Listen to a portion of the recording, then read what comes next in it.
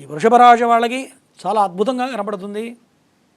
మరి తృతీయాధిపతి చంద్రభగవానుడు ద్వితీయ స్థానంలో ఉండడం వల్ల మీరు చాలా అద్భుతంగా ఈరోజు మొత్తం కూడా అనుకూలమైనటువంటి నిర్ణయాలు తీసుకుంటారు. అన్ని రకాల పనులు కూడా చాలా అనుకూలంగా కనపడుతూ ఉన్నాయి.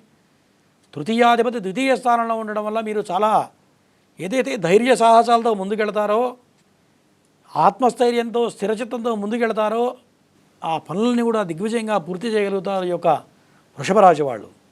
ఈ వృషభ రాశి వాళ్ళకి సంతానపరంగా కొన్ని రకాల ఇబ్బందులు గోచరిస్తూ ఉన్నాయి. సంతానం డబ్బు ఖర్చు పెట్టే విషయంలో, సంతానం విషయంలో, ముఖ్యమైన నిర్ణయాలు తీసుకునే విషయంలో కొంత ఆచితూచి అడుగులు వేయడం అనేది ప్రధానంగా చెప్పదగ్గ సూచన ఈ యొక్క వృషభ రాశి వాళ్ళకి.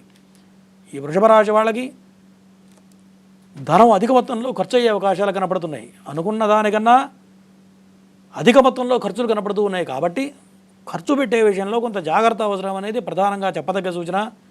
ఈ వృషభ రాశి వాళ్ళకి ఈరోజు ఇంకా అనుకూలంగా ఉండాలి అన్నట్లయితే ఓం కేతవే నమః అన్న మంత్రాన్ని స్మరించుకుంటూ ఎరుపు రంగు వస్త్రాలు ధరించి ముందుకెళ్ళినట్లయితే ఈరోజు మొత్తం కూడా అనుకూలంగా కనపడుతుంది ఈ యొక్క వృషభ రాశి వాళ్ళకి.